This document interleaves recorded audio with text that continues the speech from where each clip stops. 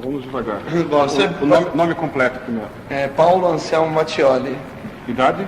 27 anos. Na época você tinha... Bom, foi em 96. Eu tinha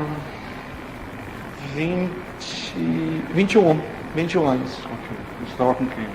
Eu estava com um amigo meu, o Marcos, que é o apelido Paquito, né? Com quem eu trabalhava junto. E a gente estava na praia, na região ali entre o canal 4 e o canal 5, perto ali da igreja do Embaré, mais próximo até do canal 5, na hora lá da praia. Eu estava com meu amigo, né, o Paquito, a gente estava conversando na praia, numa boa, sexta-feira, muita gente na rua andando, carros, enfim, barulho de morcego, aquele vento de noroeste, onde começou a realmente me... Eu dava uma olhada que realmente alguma coisa estava estranha. Bom, de qualquer maneira, tinha muita gente, porque em plena sexta-feira, você sabe, véspera de sábado, domingo, passeando. E eu estava na praia, conversando com meu amigo, já era tarde, era mais ou menos meia-noite, 1h da manhã, e eu falei, bom, vamos lá para o ponto de ônibus, que eu vou pegar o ônibus para casa. Eu morava no Canal 1, nessa época, na região ali no João Caetano. Aí eu fiquei ali no ponto de ônibus com meu amigo. Bom, aí a gente estava ali, batendo papo, conversando, enquanto atrás da gente, no ponto de ônibus, estava lotado, cheio de gente. E eu tinha também ido na casa do meu pai, e o prédio dele tem que ter um guarda ali na guarita. E nesse caso eu até falei pro meu amigo, pô, olha só o cara dormindo todo estatelado ali, estava ali de braço ali, roncando. E estava conversando, e eu estava com meu amigo ali perto como fala, da calçada, bem ali entre a calçada e a rua, meio fio, isso, estava ali no meio fio. E daí eu estava conversando com ele, quando eu olhei ali no canal 5, deu para me perceber, eu estava a uns 20, 30 metros, eu percebi nitidamente 3 tonéis azul, de cor azul escura, azul clara, mais azul escura. Eu percebi que tinha 3 tonéis ou cavaletes, 3 objetos de forma circular, sim, circular, elipsoide, né, uma elipse, em frente ao canal 5. Aí eu até comentei com ele, pô, Paquito, será que vai ter algum triatlon? Será que vai ter algum trabalho? Será que vai ter algum triatlon? Será que vai ter alguma prova que acabaram fechando o canal, fechando a rua, né? Aí ele olhou para o mesmo lugar e falou, nossa, é verdade, eu acho que deve ter triatlon.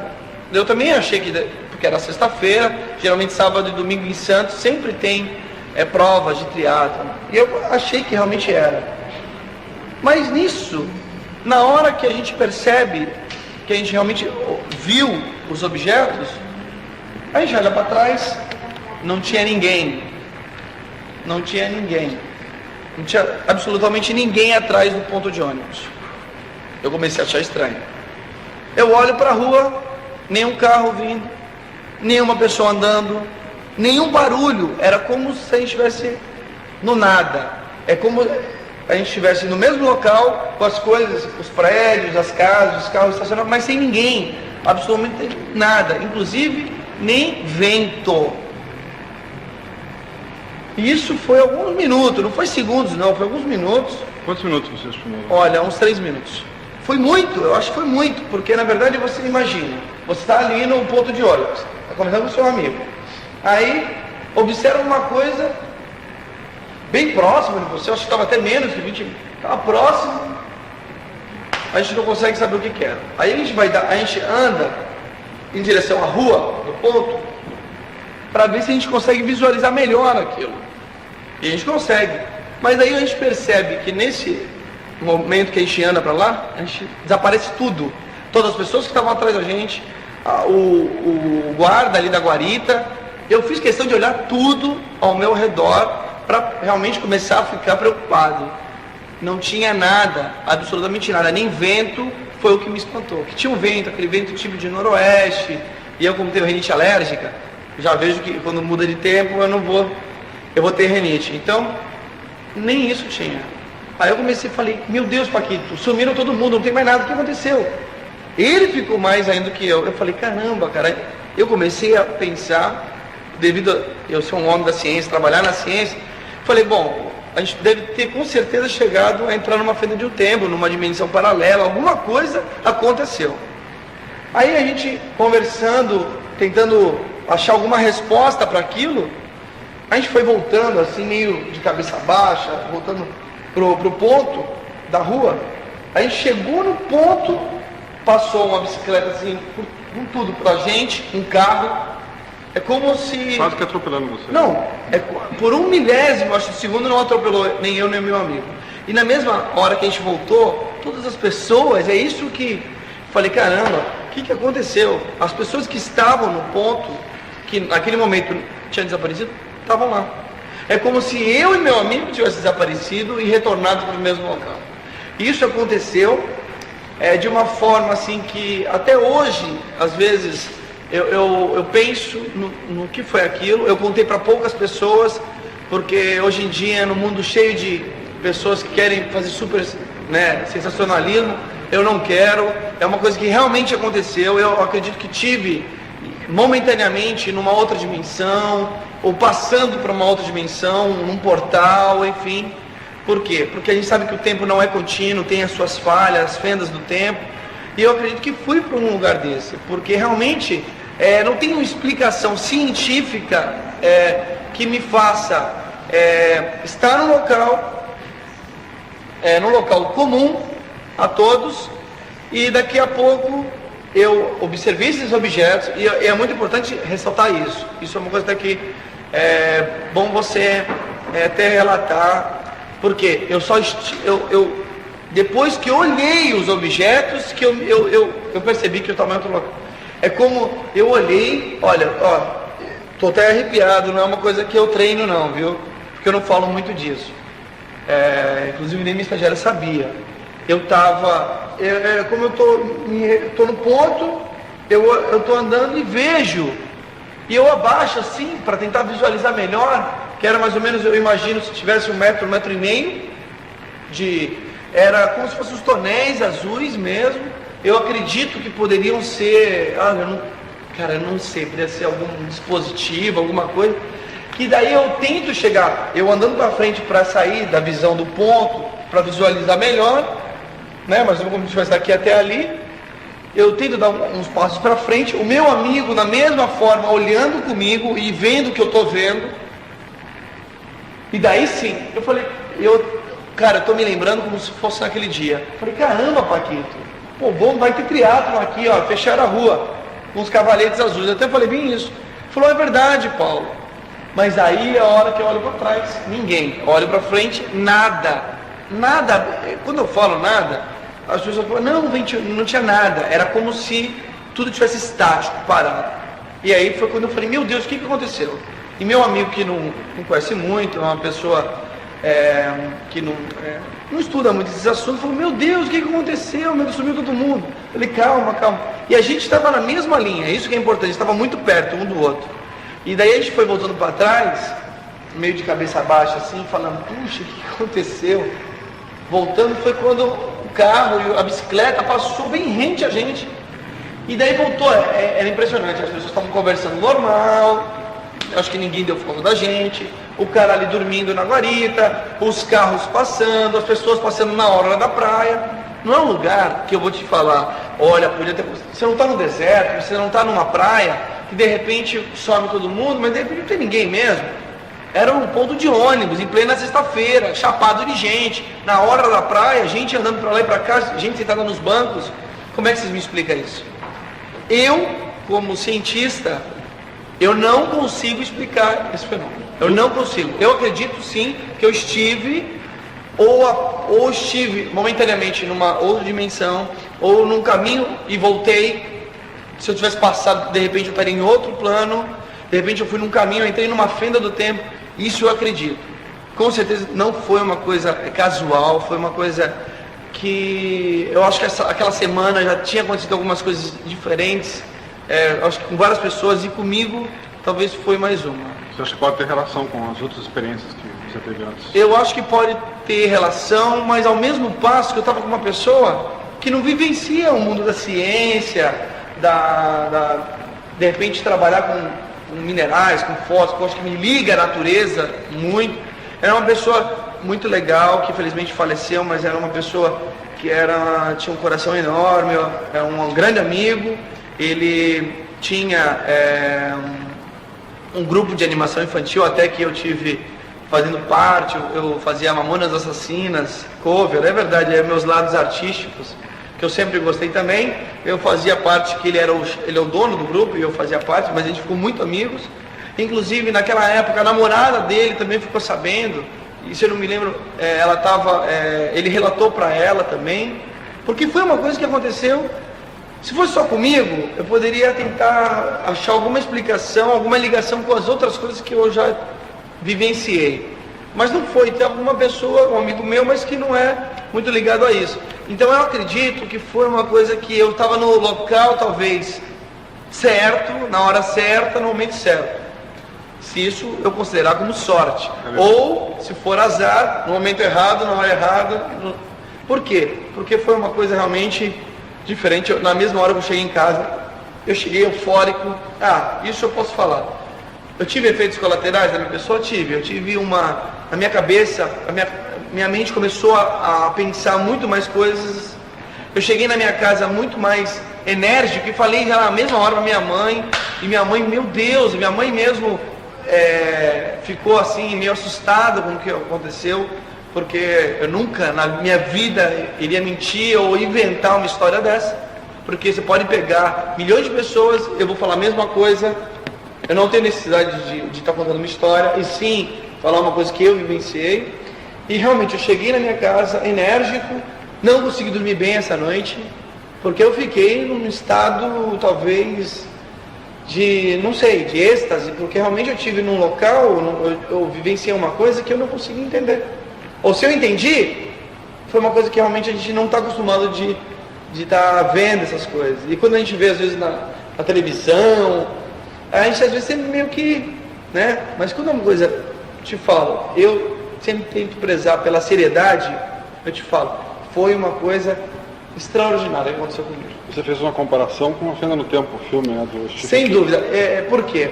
O filme A Fenda no Tempo, eles estão no avião e, poxa, no espaço ali, no espaço não, estão ali sobrevoando uma área, e é a hora que, quando boa parte da tripulação estava dormindo e outros acordados, daqui a pouco simplesmente os que estão dormindo não estão mais lá, estão os objetos, não sei se você se lembra do filme, e as pessoas estão acordadas, estão ali. Ué, o que aconteceu? Sumiram todo mundo. É mais ou menos assim, porque você viu, o avião não sumiu, os objetos sumiram, não é? Eu não estou olha que lindo, uma cachoeira, não é nada disso. Eu estava no mesmo local, o ponto de ônibus estava ali a guarita, só que estava todo mundo vazio, não tinha ninguém. Gente, não tinha presença humana, não tinha presença de animais, de barulho, não tinha nada. Era só eu e meu amigo naquele momento. Duas perguntas. Primeiro, você conseguia respirar normalmente lá? Você não sentiu nenhuma diferença na respiração, Não. Já que você tinha rinite, que você falou? Não, pelo contrário. Eu sentia, antes de ter observado esse fenômeno, antes de ter olhado os tambores que eu falo, enfim, aqueles objetos, e ter notado que estava sozinho, tinha esse noroeste, onde eu estava com calor, mas depois que aconteceu isso, que eu estava nesse momento, nada, não modificou nada. Talvez minha respiração ficou um pouco mais pesada, eu acredito, um pouquinho mais pesada, mas não nada muito assim. Eu não vou te falar, olha, eu tive, não, normal, não tive nenhuma diferença de, a não ser que eu respirei um pouco mais fundo e falei, puxa vida, cadê aquele vento, cadê aquele noroeste? Desapareceu. Isso sim. Tá, segunda pergunta, aqueles tonéis azuis, continuar presente depois que você voltou? Ou você não percebeu? Não, foi assim, a hora que eu percebi eles, eu andei em frente, fiquei olhando eles ficaram lá. Enquanto eu estava naquela situação, eles estavam presentes. Eram 3. Certo. Era um do lado do outro, mais ou menos, era mais ou menos de 1,5 metro, e estava uma distância mais ou menos de uns 2 metros de cada um. É como se, no canal 5, o canal está aqui, tem a rua para cá, e tem a rua, né, as duas mãos, né? Nesse lado, é como se ela estivesse fechando essa rua. Por isso que eu achei que era teleato, porque realmente estava fechando a passagem. Não foi? E quando eu voltei, eu continuei olhando eles. Foi quando o momento exato, quando eu abaixei a cabeça e eu olhei, quando passei, não estava mais nada. E aí sim, eu andei, isso eu não falei, eu andei em direção ao canal 5, mais próximo, para ver se eu enxergava. Não tinha mais nada. Aí foi quando eu falei, caramba, o que aconteceu? E te juro, aconteceu isso, e até hoje eu lembro assim como se fosse ontem, porque foi uma coisa muito diferente que aconteceu, muito, não foi pouco não, foi muito diferente. E uma coisa que eu percebi naquele dia, depois disso, o dia estava meio nublado, assim, o dia, né, aí à noite estava aquele noroeste, estava aquele vento meio quente, e o céu estava meio conturbado, tinha alguns trovões, alguns relâmpagos. Eu pensei em descargas elétricas, inclusive nessa época dizia que teve alguns avistamentos de discos voadores, outras pessoas fizeram alguns relatos estranhos do mundo. Então foi uma semana atípica, e que eu acho que eu estava realmente, eu acho que talvez se eu tivesse continuado ou em direção aos tonéis, ou em frente, eu poderia ter ido para um outro realmente local, aí sim diferente, que talvez eu não tivesse aqui hoje em dia. Isso, você pode ter certeza, aconteceu em Santos, na hora lá da praia, perto do canal 5, entre ali o canal 4 e o canal 5, mais perto ali do canal 5, e eu estava ali, era mais ou menos 00:30, 1h da manhã, tá? De uma sexta-feira, onde Santos estava completamente abarrotada de gente. Não tinha uma outra pessoa, tinha muita gente. Alguém viu você no ponto nessa hora? Olha, a irmã depois eu reuni com alguns amigos, com o Edson, enfim, com o Cláudio, relatando esses fatos em quais eles ficaram bem interessados, e eu relatei várias vezes a mesma coisa, né? Nem aumentei, nem diminuí nada, porque realmente foi o que aconteceu. Só que um dia que a gente se reuniu na minha casa, eu fiquei sabendo que a irmã do próprio Paquito... Como é que era o nome do Paquito? Do Marcos, a Nina, que é o nome dela. O sobrenome dele, você lembra? Olha, faz muito tempo, Peixoto, Marcos Peixoto, que ele era dono do grupo Contos de Fadas, que até hoje tem, que a namorada dele, que também era dona, toma conta hoje em dia. A Audrey, né? E a irmã dele, ela relatou. A Nina é diminutivo. Diminutivo, não me lembro o nome dela mesmo completo. Peixoto, é Marcos Peixoto. Inclusive, ele é filho de um dos maiores carnavalescos que teve no Regato Santista, que tem no Regato Santista. O Regato Santista é um clube que tem na ponta da praia, que o carnavalesco que faz todo o carnaval é o Peixoto, como é conhecido, e ele era filho dele, tá? A última vez que você ouviu falar da Nina, ela foi para Curitiba? Não me lembro para onde ela foi. Ela morava em Santos, ela se mudou, ela tinha, acho que, planos de morar, acho que no sul, Curitiba, mas eu não sei se ela está aqui em Santos. Mas eu me lembro, até o Edson também estava junto, e outras pessoas, que ela relatou. Agora eu não me lembro se ela estava passando de carro e me viu, e viu ele, ou se ela teve um sonho. Agora que eu estou me recordando, na verdade eu acho que ela teve um sonho, que foi isso que aconteceu. Ela não estava de carro, porque na verdade eu vivi a minha experiência, isso eu posso comprovar. E ela teve, no mesmo dia, na mesma noite, ela teve um sonho, onde ela via eu e o irmão dela num local muito claro. Isso eu me lembro nitidamente, porque ela relatou, e tinha várias pessoas na sala, estava o Cláudio, estava a Fátima, estava o Luiz Maltês, estava muita gente, estava o Edson, estava a Dirce, e ela relata que viu duas pessoas indo para um local muito claro, com algumas rochas, tipo um portal mesmo, indo para um local tipo Chapada dos Veadeiros, Chapada dos Guimarães, Serra do Roncador. É como se a gente estivesse indo em Santos, caminhando, e se a gente continuasse, atravessasse para esse local, entendeu? Fosse para realmente para uma outra dimensão, para um outro local. Isso foi o que ela relatou, mas isso ela falou antes de eu ter falado do que eu falei. Então, provavelmente foi o que incentivou você a falar com ele sobre isso. Pois é, exatamente. Na verdade, você deve ter levado um susto, mas porra, então é melhor eu falar. Putz, tu falou exatamente o que aconteceu. Sim, eu já vi experiência parecida. Na verdade, eu quando falo dessas coisas eu me arrepio um pouco, porque eu acredito muito nessas coisas, mas não sou aquela pessoa que vou imaginar uma coisa e vai botar no plano físico aquilo que eu imagino. Não, eu realmente vivenciei isso, e o que me deixou assim, não assustado, mas realmente disposto a dividir o que eu passei, foi quando a Nina, a irmã dele, o Paquito nem estava nesse dia, só estava eu, o Edson, a Dirce, o Luiz, a Sônia, o Cláudio, todas as pessoas sérias que podem estar relatando o que eu falei também. Ela começa a falar de um sonho estranho que ela teve nessa noite que eu tive, que ela vê o irmão dela e eu num local, indo em direção a um local, um cachoeiro, um lugar muito bonito. Ela me descreve com muita luz, e ela via, e ela ia tentando ir em direção da gente, né? Enfim, para conversar, falar com a gente, só que a gente não conseguia escutar. A gente estava em um local meio diferente do que o dela, então ela viu isso.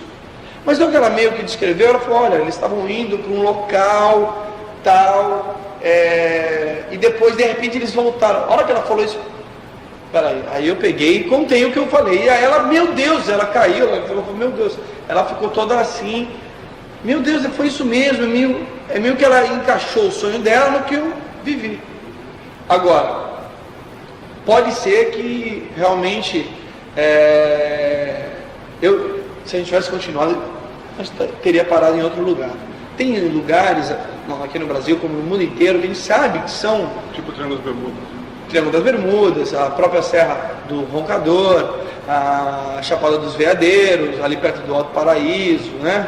Toda aquela região ali, bem como Machu Picchu, eu já tive, enfim, o Egito, enfim, várias cidades que realmente tem uma coisa diferente. A gente sente isso no ar.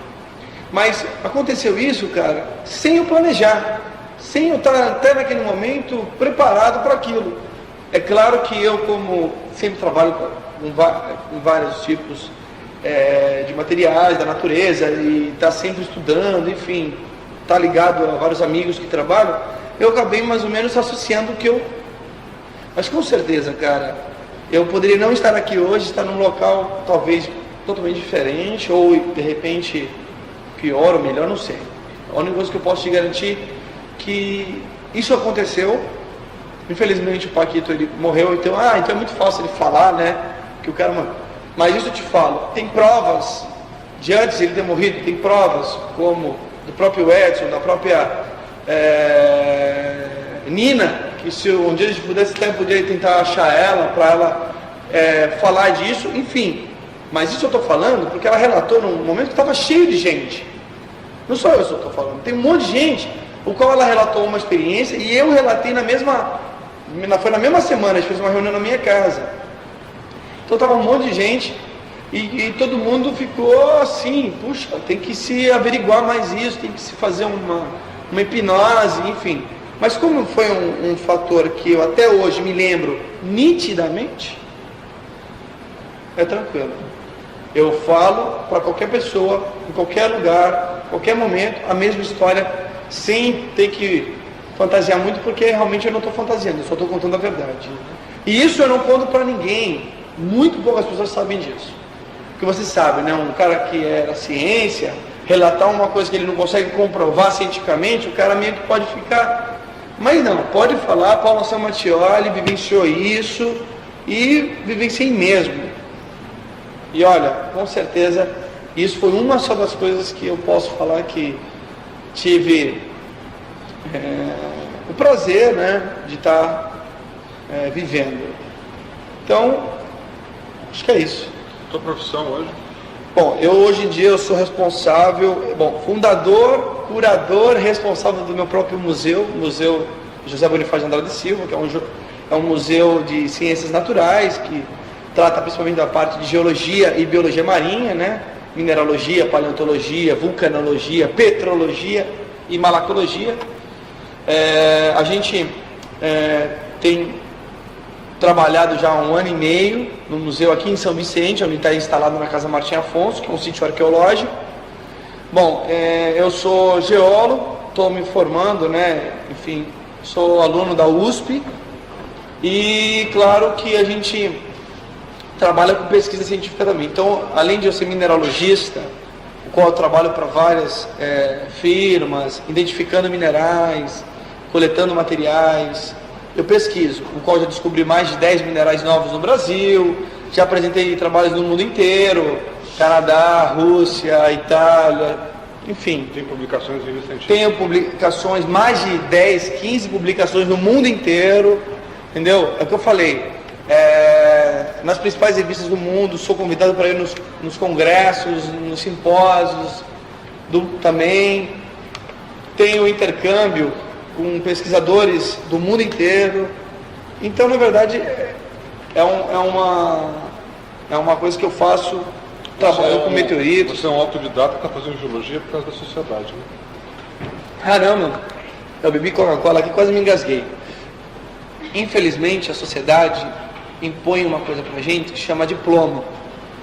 Mesmo sabendo que muitos que têm diploma estão na gaveta e não estão exercendo sua profissão.